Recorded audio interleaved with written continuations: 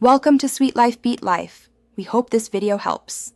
You start by confirming drivers and power. Make sure the Nvidia driver is up to date and the laptop is plugged in. GPU power profiles matter.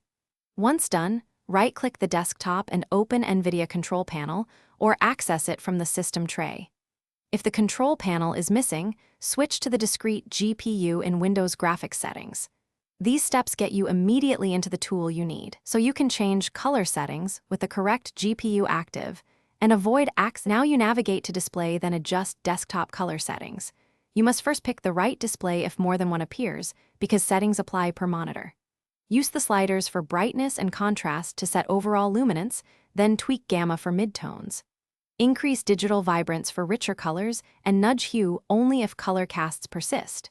Take small increments and observe a test image. This lets you see how changes affect skin tones, highlights, and shadows in real time.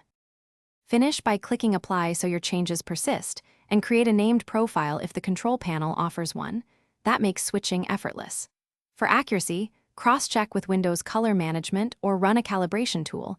This aligns software tweaks with physical display behavior.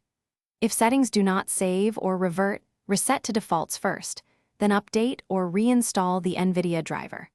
As a last resort, ensure the display is assigned to the discrete GPU. This single troubleshooting tip resolves most causes of lost color adjustments.